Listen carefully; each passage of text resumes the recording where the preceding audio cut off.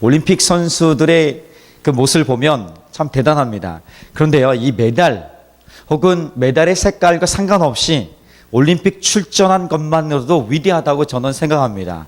한번 이들이 올림픽 출전해서 눈물 흘린 선수들의 사진 한번 살짝 띄워보시겠어요? 누군지 아십니까? 예. 그 다음에 계속 넘겨보세요. 이 무슨 장면이죠? 자, 그렇죠. 팀추월 하던, 쇼트트랙 팀추월 하던 선수들의 그런 모습인가요? 네. 아, 스피드 스케이팅이에요? 자, 이 선수가 아니라 감독이죠? 머리 감독이나 머리 감독. 여자 하키, 좀 우여곡절이 좀 있었지 않습니까? 하키팀 여자 대표팀이 구성됐는데 북한이 같이 함께함으로 북한 선수들도 영입하고 해서 그 어려운 것들을 잘 만들어갔던 머리 감독이 눈물을 흘리면서 정말 했어요. 젊은 친구더라고요. 보니까 계속 봤으면 좋겠습니다. 또 한번 볼까요? 누구죠? 김아랑 선수인가요? 제가 지난주에 김아랑 선수 이름을 잘못 얘기했습니다. 그래서 유튜브에 올라갔는데 정정할 기회는 없고 오늘 여기서 정정해야 될 것 같아요. 김아랑 선수도 눈물 흘리죠. 네. 네, 뮤트 시켜주시고요. 또 없죠. 네. 여러분, 이 눈물을 보면 참 위대하다고 저는 생각을 해요. 올림픽이 4년마다 한 번 열려요. 맞습니까? 예, 4년마다 한 번 열리죠. 그러니까 4년 동안 올림픽 출전하기 위해서 선수들이 얼마나 많은 땀을, 얼마나 많은 눈물을 흘리는지 아십니까? 엄청납니다. 그러니까 선배든지 후배든지 경쟁을 하고 또 경쟁을 하고 올라갑니다. 그럼 국가대표로서 올라가죠. 그러면 또 이 올림픽 출전권을 따기 위해서 세계 선수권 대회, 월드컵이라는 그런 대회에 나가서 계속해서 또 경기하고 또 경기합니다. 그래서 올림픽 출전권을 따고서 올림픽에 나온 것입니다. 그러니까 내가 올림픽에 나가고 싶다고 해서 다 나오는 게 아니에요. 그래서 적어도 저는 올림픽에 나왔다는 것 자체만으로도 위대하다고 생각합니다. 그 자체만으로 위대한 거예요. 위대한 선수들이에요. 위대한 선수인 것입니다. 어떤 모양이든지 어떤 모습이든지 간에 이들이 올림픽 출전권을 따고 여기까지 왔다는 것은 정말 위대한 것입니다. 왜냐하면 그들이 그동안 4년 동안 흘렸던 이 땀과 눈물이 위대하기 때문에 그런 거예요. 그래서 가만히 보면 이 눈물에는요, 두 가지가 같이 교차되어 있는 것이에요. 그동안 고통스러웠던 고통의 눈물들이 될 수 있고요. 그리고 여기까지 왔다는, 지금까지 왔다는 것, 때로는 메달을 획득하지 못했던 상관없이 여기까지 왔다는 그 성공의 기쁨의 열매의 감격의 눈물이 될 수 있습니다. 그래서 이 눈물, 올림픽 선수들이 눈물을 흘리는 것은 이것들이 다 교차되기 때문에 아마도 설명할 수 없는, 말로 형언할 수 없는 그 감정들이 확 이렇게 나오기 때문에 그런 것이라 봅니다. 그렇죠. 어제는 매스 스타트라는, 그러니까 대량으로 출발하는 거야. 거의 무지하게 많이 출발하더라고요. 아니, 그냥 스피드 스케이팅에서 그렇게 우르르 출발하는 게 없어요. 근데 새롭게 나온 종목에 10여 명이서 그냥 막 뛰는 거예요. 한 선수는, 남자 선수는 금메달을 따서 웃으면서 이렇게 눈물을 흘리면서 손을 들고요. 한 선수는 정말 잘했어요. 그렇죠. 한 선수는 여자 매스 스타트에 은메달을 따서 목에 걸었는데 눈물을 흘리면서 고개를 숙여요. 그런 이유들이 있었지만 그 고통, 여러 가지 감정도 다 있을 거예요. 사람들이, 저도 욕을 많이 했걸요. 저런 이렇게 김보름 선수를 비롯한 너무 눈에 보였고 그것은 너무했기 때문에 그런 거죠. 그럼에도 불구하고 이 문재인 대통령이 참 멋있어요. 많은 것을 배웠을 것을 봅니다. 따뜻한 격려와 위로를 보냅니다. 이렇게 트위터에 보낸 거예요. 참 훌륭해요. 그런 눈물 안에 섞인 것들이 굉장히 많이 있다 봅니다. 그래서 성공 안에는 이 고통이라는 눈물이 있고요. 또 우리의 고통의 이 눈물 안에는 또 조금 있으면 열매 맺게 될 성공의 열매에 대한 또 소망의 눈물들도 같이 포함되어 있다고 봅니다. 그런 의미에서 올림픽 선수들이 흘렸던 이 눈물들은, 그들이 우리가 보지 못했던 것을 흘렸던 그 눈물들은 위대한 것이라 봅니다. 신발 자랑은 나중에 해도 될 것 같아요. 나도 신발 있걸랑. 너네만 있는 게 아니야. 나도 있단 말이야. 지금은 내가 말하는 시간이지 너네는 듣는 시간이란 말이야. 좋아, 그거 잘했어요. 너무 닮았어 둘이 이제. 자, 사도 바울도 오늘 고백을 보니까 그의 삶의 사역의 모든 내용들이 모든 겸손과 눈물이라고 고백합니다. 여러분, 우리가 눈물을 요즘 많이 안 흘리십니까? 눈물은요, 어마어마한 능력이 있어요. 눈물 자체에 치유의 능력이 있습니다. 눈물을 흘리면 그 고통의 그 아픔들이 다 흘러나와서 눈물로 함께 쏟아져 나옵니다. 그래서 눈물은 치유의 능력이 있어요. 또요, 그것만 있는 게 아니에요. 눈물은요, 자, 이제 내가 여기까지 가야 하니까 지금 견뎌내야 돼 하면서 목표를 포기하지 않는 끈기를 선택하는 용기를 갖게 하는 눈물입니다. 눈물에는 그런 능력이 있습니다. 좀 많이 울어야 돼요. 그냥 울지 말고 그냥 이렇게 진지한 울음들, 그런 울음들이 좀 하나님 앞에서 많이 있었으면 좋겠습니다. 하나님이 그 눈물을 보시고 역사하심이 큽니다. 하나님도 아마 그 눈물에 어쩔 줄 몰라 하는 경우도 많을 거야. 야, 내가 그간에 좀만 기다려야 돼 하면서 어쩔 줄 몰라 할 때가 많았을 것입니다. 사도 바울 선생님도 역시 마찬가지로 그의 삶의 전체가 보니까 자기 섬김의 자세가 겸손이었고 눈물이었더라, 이렇게 고백하는 장면이 오늘 말씀 가운데 있는 것입니다. 오늘 읽었던 19절부터 21절까지 말씀의 내용이 그거예요. 나는 모든 겸손과 눈물로 여러분들을 섬겼습니다. 그리고 여러 고난들을 참고 견뎌냈습니다. 그리고 모든 좋은 것이라 한다면 여러분들에게 나누어졌고 여러분들에게 가르쳐 주었습니다. 회개와 믿음에 대한 이야기를, 복음을 선포했습니다. 이제 여러분, 제가 그렇게 했던 것처럼 여러분들도 모든 겸손과 눈물로 그렇게 섬기십시오, 이렇게 말하고 있는 것입니다. 누구에게요? 누구에게 얘기하냐면 에베소의 장로들, 에베소 교회 대표들이에요. 리더십들을 모셔놓고 그들에게, 에베소 교회는 그 함께 사역했던 시간들이 굉장히 많았습니다. 그 교회의 장로들을 모셔놓고 그렇게 내가 보여줬던 것처럼, 그런 모델이 됐던 것처럼 여러분들도 나처럼 그렇게 모든 겸손과 눈물로 교회를 섬기십시오, 이렇게 부탁한 것입니다. 좋은 모델이 이렇게 나오는 것입니다. 근데 바울에게는 이런 좋은 모델, 좋은 롤 모델이 될 수 있는 비결이 있었다면 첫 번째는 이거예요. 원대한 꿈이 있었습니다. 그래서 우리가 정말 중요한 것은 원대한 꿈이 있어야 돼요. 그냥 꿈이 아닌 앞에 좀 수식어 붙은 위대한 꿈, 원대한 꿈이 있어야 됩니다. 자, 여러분 꿈이 있죠? 위대하십니까? 위대하다는 것은 좀 해석하기 나름인 것 같아요.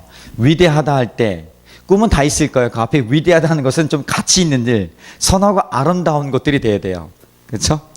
그런 꿈, 그러니까 꿈, 단지 내가 어떤 사람, 어떤 직업을 취해서 어떤 소유를 이만큼 가져서 어떤 위치에 오르는 것, 이런 정도의 어떤 다양한 꿈의 종류들이 아닌 그 자리를 통해서 그 꿈 너머의 꿈들이 나뿐 아니라 우리 가족과 우리 공동체와 다른 누군가에게 흘러보낼 수 있는 선한 아름다운 것들이, 그런 가치들이 있을 때 우리는 그 앞에 위대한 혹은 원대한 이런 수식어를 붙일 수 있는 거예요. 그래서 위대한, 원대한 꿈이 첫 번째 조건입니다.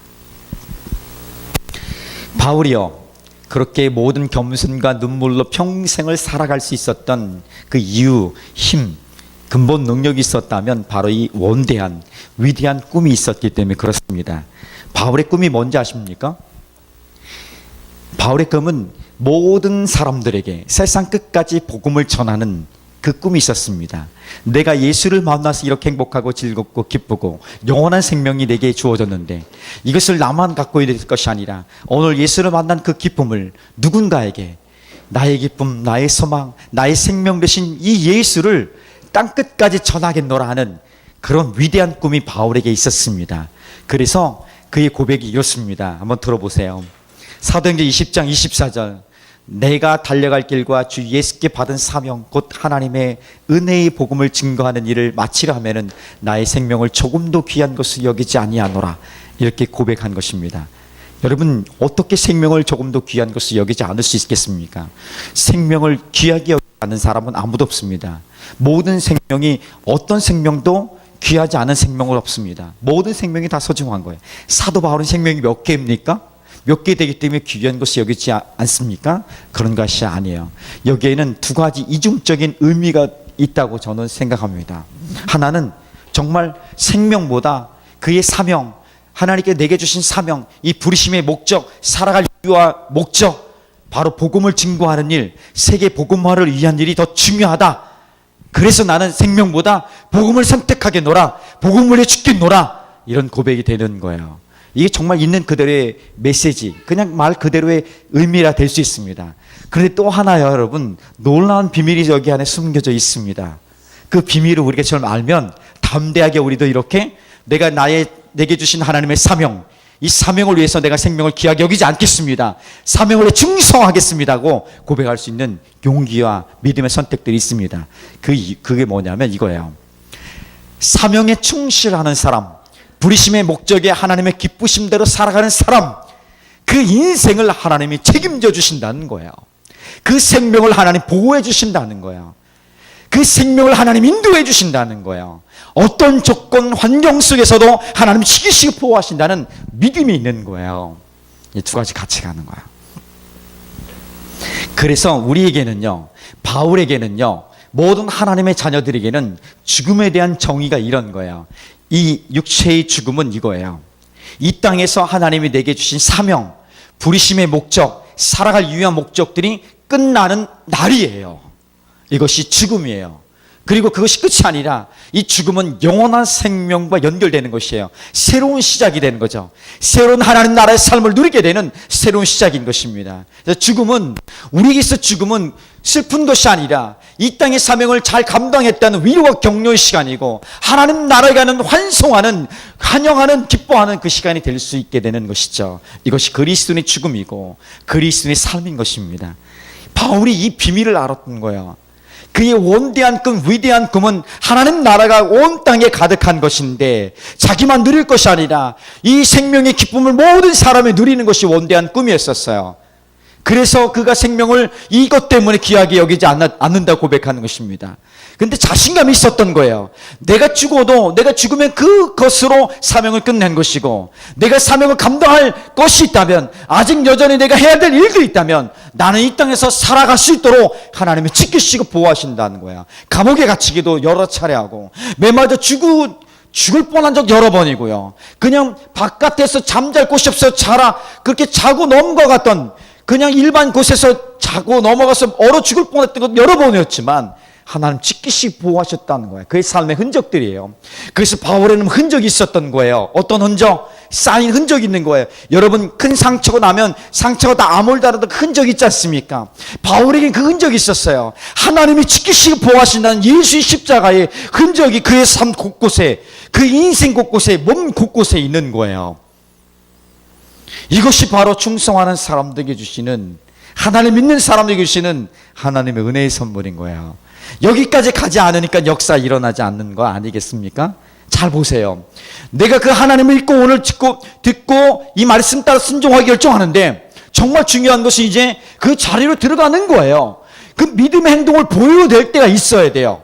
그런데 거기까지 가지 못하고 여기서는 그 마음으로 살아가기를 결정했는데, 간절히 기도하면서 살아가기를 결정했는데, 삶의 자리로 들어가 보니까 이것이 점점 희미해지는 거야.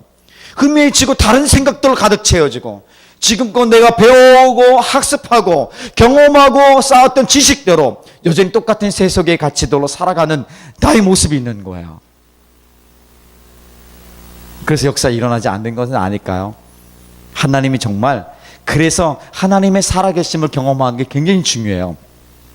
작은 부분에도 하나님 응답하시고 그것 모아져서 큰 위대한 일들을 이루시는 그 하나님을 기대할 수 있는 거예요. 자, 지도로 한번 볼까요? 바울이 꿈꾸었던 것이 있어요. 여기 보면요, 한번 더 눌러주시면 이게 세계 지도예요. 아니, 왜 그만 눌러야 되는데요? 네, 좋습니다. 거기까지. 여기 노란 박스 안에 보면 그 당시 바울이 가지고 있었을 때의 세계관은요, 여기 유럽의 지붕인데 스페인, 에스파냐라고 얘기해요. 스페인이에요. 이 스페인. 이 스페인이 그 당시에 땅끝이었었어요. 이게 여기가 있는 줄 모르는 거죠. 이게 여행을 못했기 때문에 지구가 둥글다는 소식도 몰랐고요. 그러나 그 당시에 여기까지가 땅끝인 줄 알았던 거예요. 세계관으로 봤을 때 그 당시에 그들이 갖고 있었던 바울이 여기까지 복음을 증거하는 것을 목표로 삼은 거야. 그 평생에 하나님 내가 저 땅끝까지 가서 복음을 전하라. 예수의 그 사명, 예수님의 사명을 다 완수하고 싶었던 그 시대에 완수하고 싶었던 거예요. 그만큼 열망이 있어요. 그래서 그것 때문에 완전히 미쳐서요. 결혼도 안 했습니다, 사실은요. 그렇게 결혼도 안 하고 그냥 그거에 몰입한 것입니다. 좀 확대해서 이 지역을 보면요. 여기 땅끝 스페인이 하나 더 있는 거예요. 여기가 지금 이스라엘 지역.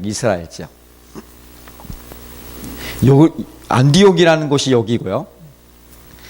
여러분 성경에 아시아라는 단어가 나오지 않습니까? 아시아는 여기. 갈라디아, 길리기아라는 지역에 나와. 길리기아. 아시아는 지금의 우리 아시아를 얘기하는 게 아니에요. 아시아는 요 지역. 터키 서부 지역. 중앙아시아 넘어와서 여기. 그 다음에 여기는 갈라디아 지역. 그 다음에 좌우에 마케도니아, 그리스 윗지역을 마케도니아 지역이라고 하고 지금 그리스 지역, 이 밑에를 아가야 지역이라고 해요. 그래서 이 지명이 고대 지명이라 어렵습니다. 바울이 이것을 보면 얼마나 그 사명에 충실한지 알 수 있어요. 자, 보세요. 여기서 안디옥에서 보내서요. 배 타고 여기 왔다가 여기 갈라디아 지역을 쑥 한 바퀴 돌고 복음을 다시 옵니다. 두 번째 할 때는요. 여기서 출발해가지고 이렇게 가서 저 멀리까지 갑니다. 저 위에 마케도니아 여기까지 그리스까지 와서 이렇게 배 타고 옵니다. 가이사랴로 오게 되죠. 세 번째도 마찬가지입니다. 세 번째도 이렇게 갔다가 여기까지 오고 여기 다시 두로란 지역에 오게 되고 가이사랴 와서 결국 예루살렘에 잡히게 됩니다. 이것을 봐요. 그 예루살렘 잡혔는데 끝이 아니었어요. 예루살렘 잡힌 다음에 여기서 가이사에게, 당시 가이사는 로마 황제 이름이에요. 황제 명칭이에요. 가이사, 시저 같은 표현입니다. 가이사에게, 왜냐면 바울이 로마 시민권이 있었기 때문에 로마 시민권이 있는 사람은 그때 황제에게 항소하면 거기 가서 재판을 받아야 돼요. 어디까지 가냐면 여기까지 가요. 로마. 저 위에 로마 있죠? 저 위에 로마. 이게 이탈리아, 지금 이탈리아. 여기에 땅 끝이에요. 그 로마에 갈 이유가 뭡니까? 잡힐 거 알아 하나님 사인해 주신 거예요. 로마에 가서 마지막 이 땅 끝까지 가기 원했던 것이에요. 그것이 그의 평생의 소망이었습니다. 근데 못 갔어요. 로마에서 죽었어요. 그냥 이때 죽은 게 아니라 요 당시에 있다가 다시 아시아 쪽으로 요 지역으로 오게 됩니다. 그런데 AD 64년 로마에 재미난 일에 큰 화재, 불이 일어나요. 당시 건조하고 바람이 많이 불었기 때문에 자연적으로 일어난 불이에요. 누가 화재를 일부러 낸 게 아니에요. 뭐 근거도 여러 가지 소문이 있지만 불이 로마의 화재. 아마 공부를 한 세계사 읽어본 친구들은 조금 이해할 수 있어요. 큰 화재가 일어난 거예요. 그 당시에 네로라는 황제가 있어요. 네로 황제가 땅을 사고 싶었던 거예요. 그 땅을 사서 목적이 있었는데 땅을 살 돈이 없는 거예요. 근데 불이 나버리니까 싹 타버린 거 아니겠어요? 그래서 싼 값에 그 땅을 다 구입합니다. 로마의 좋은 땅들을 다 구입해버려요. 그러니까 사람들이 이게 무엇을 보니까 네로 황제가 저 땅을 자기가 가져가려고 일부러 불낸 것이다. 네로 미친놈이 불낸 것이다. 이렇게 소문이 막 퍼지는 거야. 그러니까 네로 황제는 이게 아닌데 막 긴장하기 시작합니다.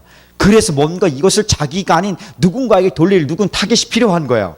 가만히 보니까 지금 막 일어나고 있는, 그런 막 충돌과 분쟁이 일어나고 있는 그리스도교, 우리가 믿고 있는 지금 기독교입니다.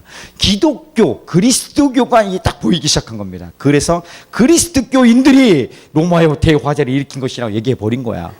그러니까 이때 막 잡아들인 것입니다. 잡아들이 바로 재판에 다, 당시에는 여러분 단두대 놓고 도끼를 쳐 죽였습니다. 목을 다 베어 죽였어요. 바울이 있었습니다. 여기서 끌려온 거예요. 여기서 여기까지 오려면 지금은 뭐 쉽게 갈 수 있지만 한 달 정도 가야 돼요. 한 달 정도 아시아 이쪽 지역에서, 에베소 그쪽 지역에서 이탈리아 쪽 로마까지 가는데 한 달 정도 끌려갔을 거예요. 도착하자 며칠 만에 그는 단두대, 그러니까 도끼에 목이 잘려 순교하게 됩니다. 그렇게 죽으면 끝나요. 그 인생의 마지막. 성경에 이 이야기 나오진 않지만 그렇게 끝나게 됩니다. 그렇죠. 그의 생명이 조금 더 귀한 것이 여기지 않았다는 것이 진실함을 보여줬던 거예요. 복음을 위해서 그렇게 죽어간 거예요. 그럴 수 있었던 이유는 원대한 꿈이 있었기 때문에 그렇습니다. 원대한 꿈. 우리에게 꿈이 있어야 되겠지 않겠습니까? 감기 걸리면 바이러스 있습니다. 감기 바이러스가 전염성이 있습니다. 그래서 전염을 피하기 위해서 손, 발 깨끗이 씻고 양치도 잘 해야 될 필요가 있습니다. 잘 관리를 해야 되죠. 전염성이 있기 때문에. 그런데 이 나쁜 바이러스만 전염성이 좋은 게 아니라 좋은 바이러스도 전염성이 어마어마합니다. 그 전염성은 좋은 바이러스의 전염성은요 어마어마해요. 그 한 사람 한 사람 죽이지만 좋은 바이러스는 다 살릴 수 있는 놀라운 일들이 있는 것이에요. 한 사람이 위대한 꿈을 꾸면요, 이 중에 누군가 위대한 꿈을 꾸고 그 꿈을 이루어가지 않습니까? 그러면 그 주위 자체가 다 위대한 꿈을 꾸게 돼요. 위대한 꿈으로 가득하게 되고요, 위대한 꿈을 꾼 사람들이 다 성공하는 사람들이, 열매 맺는 사람들이 팍팍팍 나오게 되는 것입니다. 좋은 밭에서 좋은 열매가 나오는 거예요. 그 좋은 밭은 처음부터 좋은 밭이 되는 게 아니에요. 계속해서 좋은 밭을 만들수록 가꾸어야 돼요. 가꾸어야 돼요. 그럼 어떻게? 이렇게 지금 가는 거예요. 하나님 내 안에 좋은 어떤 원대한 꿈과 위대한 꿈들을, 비전들, 가치를 계속해서 새겨나가는 거예요. 그 여긴가 누군가 좋은 모델이 나와야 되는 것입니다. 제가 그 모델이 되고 싶고, 우리 전도사님이 아니면 여러분 중에 누군가가 그 모델이 되어야 되는 거예요. 그 모델이 나와서 좀 보고 가야 돼요. 저거구나. 이렇게 사는 것이구나. 이것이 맞구나. 이 삶이 위대한 것이구나 하는 것을 보여줘야 되는 거예요. 원대한 꿈을 보여줄 수 있었으면 좋겠어요. 예전에 제가 고등학교 때 농구를 할 때 저희 서클에 B.O.B의 베스트 오브 베스트, 저희 서클에 아주 잘하는 애가 하나 있었어요. 나머지는 다 비슷한데 그 잘하는 애가 당시 조던 비슷하게 막 날아다니는 애가 있었어요. 그런데 그 친구가 실력이 그렇게 좋으니까 우리 팀이 전체적으로 어느 정도 6개월 지나니까요 팀의 실력이 확 다 그 정도 수준으로 올라간 거예요. 거의 매일같이 연습하고 놀고 하니까요 실력이 그만큼 뛰는 거예요. 한 명의 스타 플레이어, 한 명의 위대한 사람이 나오면요 그 공동체 전체가 위대해지는 거예요. 왜? 그 사람만 잘 가는 게 아니라 함께 같이 가는 거예요. 어제 이승훈 선수를 도운 친구 있지 않습니까? 고등학교 2학년이래요. 군대가 면제됐나 봅니다. 지난번에 그 팀 뭐 해가지고 그 동메달이 은메달 땄지 않습니까? 그래서 고2 돼가지고 지금 학교 가면 매맞게 생겼다고 그렇게 우스갯소리도 하지만 그 친구가 그렇게 돕는 역할을 하지만 이승훈 선수 아웃하면 그 친구가 또 올라올 거예요. 좋은 모델이 있으면요 반드시 좋은 열매를 맺게 돼 있는 것입니다. 우리 제자 공동체 안에 좋은 모델이 그래 나왔으면 좋겠습니다. 그냥 모델이 아니라 정말 가치, 위대한 가치, 그것을 가지고 살아가고 이것이 맞다는 걸 증명해 보일 수 있는 그런 위대한 가치들이 우리 가운데 좀 많이 있고, 그리고 그것을 보여줄 수 있는 사람들이 되었으면 좋겠습니다. 완벽해서 닮아가는 게 아니에요. 완벽한 사람이 완벽한 스펙을 갖춰서 그 사람을 닮아가는 게 아니에요. 그 마음에 진실함이 있고 그것을 몸부림치고 그렇게 살아가는 사람이라 보니까 닮아가는 것인 줄 믿습니다. 알았어, 끝나라고. 좋았어. 자, 그러면 재미난 것이 저희 어렸을 때 처음 교회 개척했을 때요, 저희 교회는 전도사님이 없었어요. 저희 제자들 중에 두 사람이 간사님으로 이렇게 섬겼던 분이 있었어요. 그래서 간사님 하면서 애들이 하나씩 둘씩 오면서 전부 다 많아지면서 간사님 하면서 이렇게 지냈어요. 그런데 이 친구들이 신학대학원을 간다고 이제 하고 결정하고 나니까 간사라는 호칭에서 어떻게 바뀌었냐면 전도사님으로 바뀌었습니다. 저희 아이가 그래요. 아빠, 우리도 전도사님 있어서 너무 좋대요. 전도사님이라고 부르고 싶었던 거예요. 전도사님이라고 부르고 싶어 너무 좋대요. 그래서 저는 전도사님이라는 호칭이 그렇게 좋을 수 있구나, 그때 처음 알았다니까요. 우리도 전도사님이 있습니다. 아주 굉장히 이 자부심 이런 것들로 있었던 것을 제가 봐요. 그리고 금년에도 또 한 명의 다음 세대 간사가 간사님에서 전도사님이 바뀌었습니다. 좋은 모델이에요. 좋은 모델이고 애들이 잘 따라요. 잘 따르고 잘 갑니다. 가끔 폭력적이기도 하지만 그래도 괜찮습니다. 다 주님이 이해하십니다. 주님이 그 좋은 모델들을 만들어 가셔서 우리 공동체 안에 계속해서 열매를 맺어가기를 주님의 이름으로 축복합니다. 자, 그런데 또 한 가지가 있다면요, 한번 따라해 봅시다. 대가를 치러야 합니다. 대가라는 게 모르겠지만 값을 치러야 되는, 값을 치러야 돼요. 값을. 원대한 꿈을 갖고 좋은 모델이 되려면 값을 치러야 돼요. 값을 치러야 돼요. 바울이 모든 겸손과 눈물이라는 값을 치렀던 것처럼 우리도 값을 치를 각오를 해야 돼요. 근데 많은 사람들이 이것은 싹 빼고 원대한 꿈이 저절로 이루어지길 기대를 해요. 절대로 이루어지지 않습니다. 하나님이 그러신 분이 아니에요. 하나님은 그냥 가만히 있다 게으른 자에게 너 그 꿈 가졌으니까 이때만 기다리고 있으면 이렇게 될 거야. 절대 그런 하나님이 절대 아니에요. 착각하지 마세요. 하나님이 그냥 그렇게 갑자기 그냥 게으른 자에게 그렇게 이루시는 하나님 절대 아니에요. 하나님 성품이 성실하지 않잖아요. 하나님 성실하신 분인데 어떻게 성실하신 하는 그런 일을 행할 수 있겠어요? 절대 그렇지 않아요. 항상 값을 치러야 돼요. 자, 봅시다. 예수 그리스도를 믿음으로 말미암아 구원을 우리는 얻었습니다. 이것은 하나님의 은혜고요. 하나님의 은혜의 선물을 믿음으로 말미암아 우리 구원을 얻은 거야. 우리가 한 것은, 우리가 값을 치른 것은, 우리가 대가를 치른 것은 일도 없어요. 하나도 없어요. 우리가 한 것은 아무것도 없어요. 아무것도 없는데 있지 않습니까? 누군가 그 일을 대신 값을 치르신 거야. 죄가 없으신 예수 그리스도, 하나님의 아들 예수 그리스도께서요, 십자가에 내어주어 죽으셨기 때문에, 그분이 죽으셨기 때문에 오늘 하나님의 은혜의 선물을 우리가 믿음으로 말미암아 구원을 누릴 수 있는 거예요. 우리는 값을 치루었지 않지만 그렇다고 값이 없었던 게 아니에요. 죄의 대가를 치신 예수 그리스도가 있었다는 거예요. 하나님의 은혜의 선물이 있었다는 거 잊지 말아야 돼요. 구원이 그래서 위대한 거예요. 나는 아무것도 한 것이 없지만, 값을 치르지 않았지만 하나님이 모든 것을 다 쏟아주셔서 십자가 죽으셨기 때문에 오늘 우리는 값없이 구원을 얻은 사람이 된 것입니다. 많은 사람들이 착각을 해요. 값없이 주신 건 값없다고 생각해요. 그런데 예수의 죽으심이란, 십자가 죽으심이란 값진 값어치가 있는 것이에요. 이것을 놓치지 않았으면 좋겠습니다. 왜? 우리를 사랑하기 때문에 그래요. 그러면 이제 우리가 원대한 꿈과 가치를 가지고 좋은 모델로 성장하기 원한다면 어떤 값을 치러야 돼요. 주님이 사랑하신 것처럼 우리도 그렇게 반응할 수 있어야 돼요. 주님이 내가 너를 사랑해서 이렇게 했으니까, 십자가에 죽기까지 내가 너를 사랑한 것을 보여줬으니까 너도 그렇게 하라는 거야. 너도 나를 위해서 죽으라는 거예요. 너도 나를 위해서 모든 것을 내놓으라는 것이에요. 그게 주님의 제자들의 값을 치는 방법이에요. 근데 많은 사람들이 그거 싹 빼요. 그 값을 치를 대가들에 대해서 아주 약하게 만들어요. 주님의 제자의 기본적인 제자도의 수준은요, 죽음이에요. 근데 이것이 굉장히 오늘은 여기 다 처음 오신 분이 없기 때문에 얘기할 수 있어요. 이게 기본 수준이에요.